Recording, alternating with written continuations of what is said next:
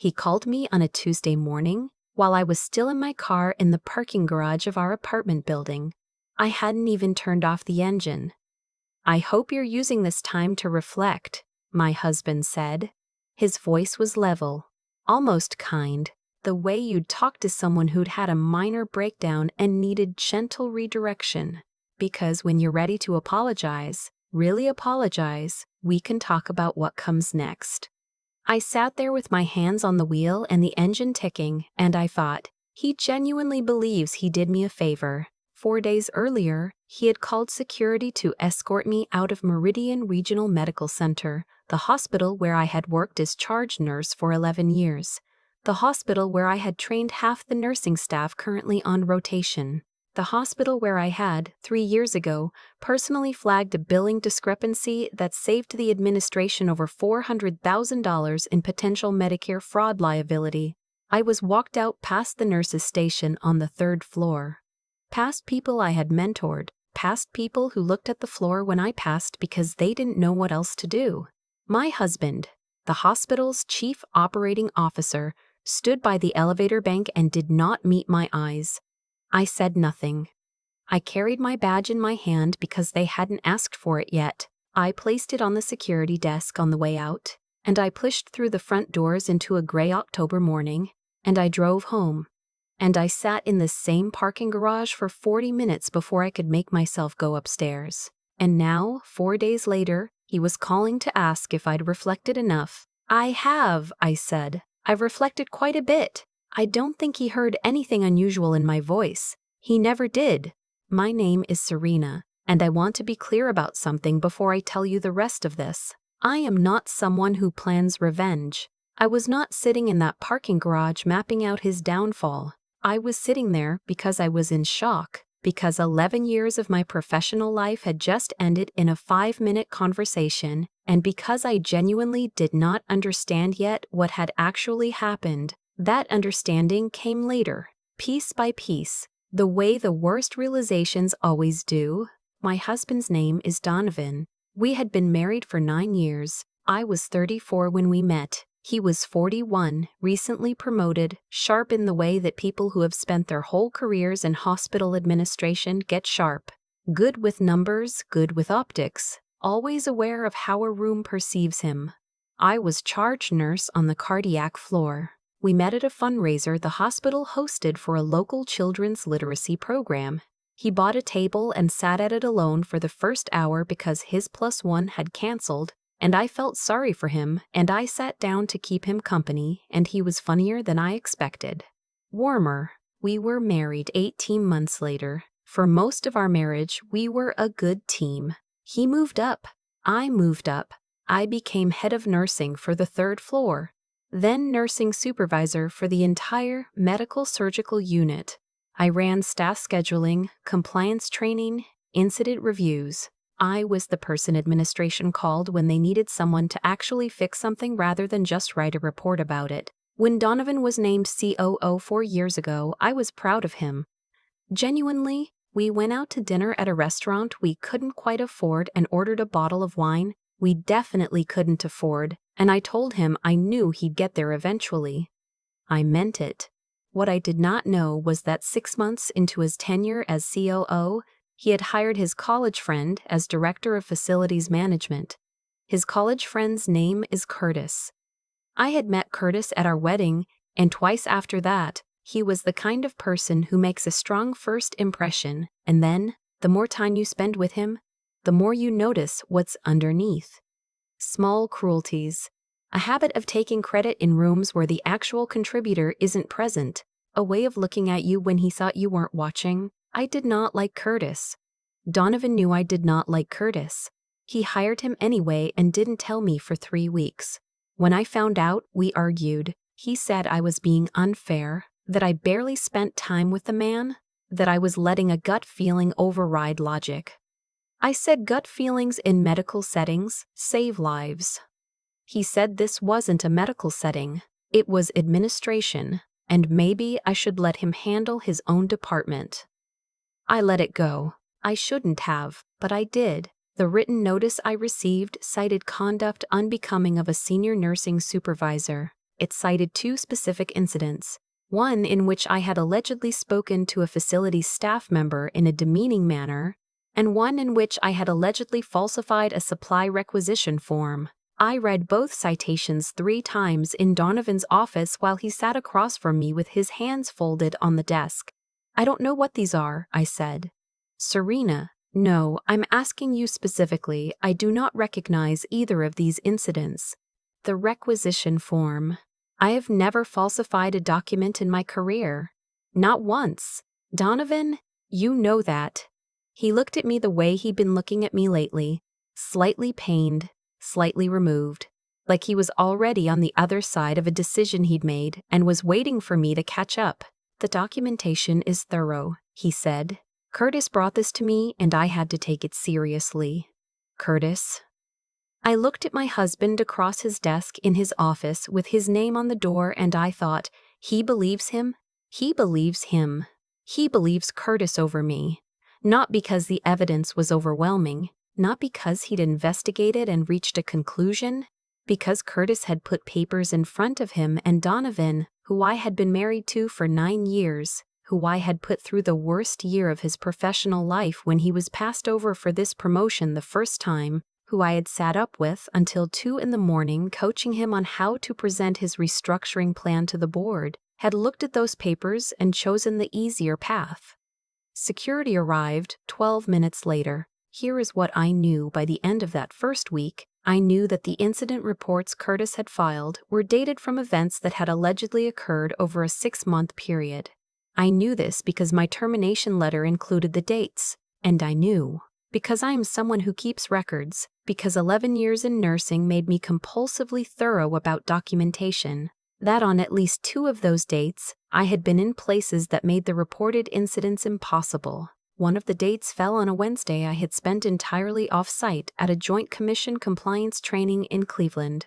I had the certificate, I had the hotel receipt, I had the email chain confirming my attendance. The other fell on a day I had been on approved medical leave following a minor outpatient procedure. HR had the paperwork. I am not going to pretend I was calm about this. I was not calm. I spent 2 days oscillating between crying in the guest bathroom and methodically pulling every document out of every folder I had kept since I started at Meridian. My sister drove down from Columbus and sat with me while I spread 11 years of employment records across the dining room table. She didn't ask questions. She just helped me sort. What I found was worse than I expected and also, in a strange way, clarifying. Because once I started actually looking, not at the false reports, but at everything adjacent to them, I started seeing things I hadn't been looking for. Curtis had been director of facilities management for 18 months. In that time, the facility's budget had increased by 22%. That alone was unremarkable. Costs go up. What was remarkable was where the increases clustered. 3 vendors, all new, all brought in within Curtis's first 6 months. I knew 2 of them by name because their invoices had crossed my desk during a supply audit the previous spring. At the time, I'd flagged one of them to our procurement coordinator because the pricing seemed off above market rate for disposable surgical supplies, inconsistently formatted invoices. The coordinator had said she'd look into it. I don't know if she ever did. I pulled everything I could find. Then I called the only person I trusted completely in that building, a woman named Phyllis, who had been the hospital's compliance officer for 14 years and who 2 months earlier had announced her retirement effective the end of November. Phyllis picked up on the second ring. I told her what I'd found. She was quiet for a moment. Then she said, "How far back does the vendor relationship go?" I said I wasn't sure. Maybe 18 months, maybe more. She said, "Get me everything you have." I want to tell you about Phyllis for a moment, because she matters to this story, and because she deserves to be in it. Phyllis was 63 years old. She had worked in healthcare compliance for almost 30 years. She had the particular quality that the best people in her field develop, a kind of flat, unimpressible attention to detail, the ability to look at a document and know in her body when something is wrong before she can articulate why. She had reported 3 separate compliance violations at Meridian in her tenure, 2 of which had resulted in settlements. She did not do this because she enjoyed conflict. She did it because she believed, with a consistency I found almost old-fashioned, that the people a hospital serves deserve to be served honestly. She also had, as a result of 30 years in compliance, an extremely good relationship with the regional office of the Office of Inspector General. I did not know that last part until later. What I knew was that Phyllis had always been fair to me, and when I showed up at her house on a Thursday evening with a cardboard box full of copied documents and a spreadsheet I had built from memory over the previous 48 hours, she opened the door, looked at the box, and said, "I'll put the coffee on." We spent 4 hours at her kitchen table. By the end of it, we had identified a pattern. 3 vendors, all connected through a single LLC registered in Delaware, inflated invoices, some by as much as 40% above market rate, a payment schedule that didn't align with any documented delivery dates. And this was the one that made Phyllis set down her coffee cup. A series of purchase orders that had been approved through a back channel that bypassed the standard dual authorization requirement for expenditures over $25,000. Someone had created a workaround, a quiet one, the kind that only works if no one is specifically looking for it. "This has been going on longer than 18 months, Phyllis said. I said, "How long?" She said, "Long enough that whoever set it up knew exactly what they were doing." She called her contact at the OIG the following Monday. I know this because she told me she was going to, and because she asked if I was willing to be interviewed. I said yes. She said to bring every document I had. While all of this was happening, I was still living in our apartment. This was, practically speaking, complicated. Donovan traveled 3 days a week for work. He always had. So his physical presence in the apartment was intermittent. But when he was there, we were 2 people in a small space who had run out of the language we'd used to be married to each other. He tried, in his way. He suggested couples counseling twice. He told me he'd done what he had to do as COO, that his professional responsibilities didn't disappear because we were married, that he hoped I could eventually understand that. He said this the way people say things they've rehearsed, like he'd worked out the argument in the shower and was delivering the finished version. I listened. I didn't fight him. I was very, very busy. I had retained an employment attorney, a woman named Ms.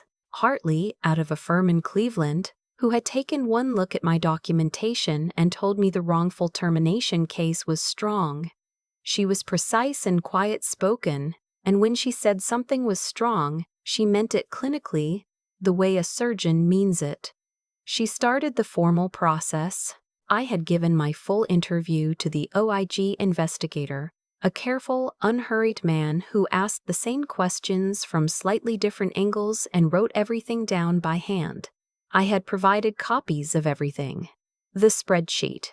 The vendor contracts I'd obtained through a public records request. The 2 alibi documents that directly contradicted the dates on Curtis's incident reports. And I had moved the rest of my money. This is the part I feel strange telling, because it sounds calculating. And I want to be honest, it was calculating. I knew what I was doing. I opened a separate account at a credit union I'd used before we were married, and I moved the funds I'd saved independently over the years, money from my own paychecks, a small inheritance from my grandmother, proceeds from selling a rental property I'd owned before Donovan and I met. None of it was marital property in any ambiguous sense. It was mine. I moved it to a place where it would stay mine. And then I called a divorce attorney. The OIG investigation moved faster than I expected and slower than I wanted. Phyllis kept me updated when she could. What I knew was that the investigators had subpoenaed records from all 3 vendors, that they had interviewed Curtis, that they had, at some point in late November, interviewed Donovan. Donovan did not tell me he had been interviewed. I found out because his assistant, a young woman who had always been kind to me and who I think felt genuinely bad about what had happened, mentioned it in passing when I ran into her at the grocery store. She went pale the moment she said it, realizing I didn't know. I told her it was okay. It wasn't her fault. I drove home and I sat in the parking garage again, the same spot, almost. And I thought about the version of myself that had sat here 6 weeks earlier, in shock, not yet understanding what had happened. And I thought about how much I now understood. I went upstairs. Donovan was home. He was in the kitchen, making dinner, and he looked up when I came in, and for just a moment his face did something complicated, some expression I didn't have a name for yet. I set my keys on the counter. "The OIG contacted you," I said. He put down the spatula. "You were interviewed," I said. "You didn't tell me." He started to say something. I don't remember what it was. I remember holding up one hand, and I remember that he stopped. "I need you to understand something," I said. "I didn't falsify anything. I wasn't present for either of those incidents." The documentation Curtis filed contained 2 dates on which I have verifiable proof I was not in the building. I kept my voice even. "I need you to understand that you fired me based on fraudulent paperwork, and that whoever helped Curtis build that paperwork didn't do it to protect the hospital." He was very still. "There's a vendor kickback scheme," I said. "Phyllis found it. The OIG knows about it. It's been running for at least 2 years. The color went out of his face slowly, like water draining. "Curtis," he said. "Yes." He sat down at the kitchen table. I had never seen my husband sit down the way he sat down in that moment. Not tired, not even defeated, but like something structural in him had given way. "I didn't know," he said. "I know you didn't, Serena. But you believed him. Over me, without asking me one question." I picked my keys back up off the counter. "I need you to sit with that for a while." I went to stay with my sister that night. Curtis was indicted in December on 4 counts of wire fraud and 2 counts of healthcare fraud in violation of federal law. The scheme involved falsified invoices totaling approximately $1.1 million over 26 months. The LLC he'd used was traced to a cousin in another state who had signed the registration paperwork without, by his account, fully understanding what he was signing. That detail would matter later in the cousin's own legal proceedings. It did not help Curtis. The facility management contracts were voided. All 3 vendors were suspended from future government healthcare contracting. Curtis was placed on administrative leave the day the indictment was filed and resigned 4 days later. He eventually pleaded guilty to 2 counts and was sentenced to 38 months in federal prison with full restitution. His attorney argued for leniency on the grounds that Curtis had no prior criminal record. The judge noted that the fraud had occurred in a healthcare setting and affected the resources available for patient care, and sentenced accordingly. My wrongful termination case settled 4 months after Ms. Hartley filed the initial complaint. I cannot disclose the specific terms. What I can tell you is that my record was expunged of both citations. The settlement was sufficient. Donovan resigned as COO in January. The board, once they understood the full scope of what had been permitted to happen under his operational oversight, made clear that his continuation in the role was not viable. He did not fight it. I think by then he understood what he had done, not the fraud. He truly had not known about that, but the other thing, the easier thing, the thing where he chose to look at papers instead of looking at me. The divorce was finalized the following spring. We divided things honestly and without too much ugliness. There is sadness in that, and I won't pretend otherwise. 9 years is 9 years. He was not a bad person. He made a bad choice in a weak moment, and the weak moment had a longer shadow than either of us knew. I am back at work now, not at Meridian. I chose not to return, even when the option was offered. I am charge nurse on the cardiac step-down unit at a regional hospital 40 minutes away. My commute is longer. My team is good. Last month, one of my newer nurses, a young man about 6 months out of his BSN program, made a documentation call I disagreed with, And instead of just correcting the chart, I sat down with him and walked him through my reasoning. He asked good questions. I thought, this is the part of this job I missed most. Phyllis retired in November as planned. We have lunch every few months. She ordered dessert at our last lunch and said she'd earned it, which was one of the truest things I've heard anyone say. My sister helped me find my apartment. It's smaller than where I lived before, which I expected to mind more than I do. There's a window in the kitchen that gets good light in the mornings, and I've started keeping herbs on the sill: rosemary, basil, one struggling parsley that I keep meaning to replace. Some days I still feel the ghost of that elevator walk, the way people looked at the floor. I don't think that goes away entirely, and I've stopped expecting it to. What I know now that I didn't know then is that being escorted out of a place you built part of yourself inside is survivable, more than survivable. I have a plaque on my desk at the new hospital. It came from the nursing staff here. A small thing they gave me at 6 months, as a welcome. It says, simply, "Good nurses ask why." I look at it sometimes and I think about the billing discrepancy I flagged years ago. I think about the supply audit where I first noticed the vendor pricing. I think about the document I kept because I keep documents, and the spreadsheet I built because I couldn't sleep, and the Thursday evening I drove to Phyllis's house with a cardboard box. I think, asking why is the thing that started all of it, including this. I've thought a lot about what I would have done differently. The honest answer is, not much. Not because I handled everything perfectly. I didn't, but because the things that saved me were habits I built long before any of this happened. Keeping records. Asking questions nobody asked me to ask. Staying in the room when it was uncomfortable instead of walking out and calling it someone else's problem. Those aren't dramatic qualities. They don't make for a good movie. But they're what I had, and they turned out to be enough. What I've come to understand about what happened, and this took me longer than I'd like to admit, is that Donovan didn't fire me because he was cruel. He fired me because he took the easier path without fully examining where it led. Curtis put papers in front of him, and Donovan, who was tired and probably already under pressure from other directions, chose to believe the papers instead of asking the person he'd known for 9 years. That is a failure of integrity. A quiet one. The kind that doesn't announce itself, but it had consequences that neither of them saw coming, because the easier path ran directly over something real. Curtis's choices were different. His were deliberate. He built something on deception, carefully, over time. And he built it inside an institution that exists to take care of people. That's the part I still find hardest to sit with. The money he redirected didn't disappear into abstraction.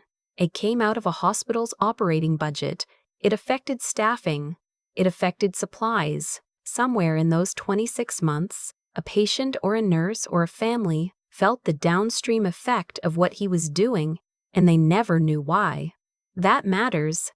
I think it has to matter, or none of the rest of it does. What I keep coming back to is Phyllis. 30 years in compliance, and she could have retired cleanly in November without touching any of this. It would have been the rational choice. It was not her fight. But she opened the door that Thursday evening and she looked at the box and she put the coffee on, because she believed, with a consistency I once thought was old-fashioned and now think is just rare, that the right thing is still the right thing even when doing it costs you something. I try to carry that. I don't always succeed. There are days at the new hospital when I'm tired and the documentation is stacking up and it would be easier to let something small slide. I don't let it slide, not because I'm afraid of consequences, but because I've seen what accumulates when people make that choice repeatedly, in the same direction, over time. The intelligence to see what's wrong doesn't mean anything if you don't have the integrity to say so, and neither of those means anything if you don't have the steadiness to follow through when the process is long and unglamorous, and nobody is watching. Serena didn't win because she was wronged. She won because she was thronged. She won because she was thorough, because she kept the receipts, literally and otherwise, because she called Phyllis instead of collapsing. Because she stayed in motion during the weeks when it would have been so much easier to stop. That's the only real lesson I know how to give. Not a dramatic one, just this. The habits you build in ordinary time are exactly what you'll have available in the worst moments. Build them carefully. They will show up when you need them. And keep your documents.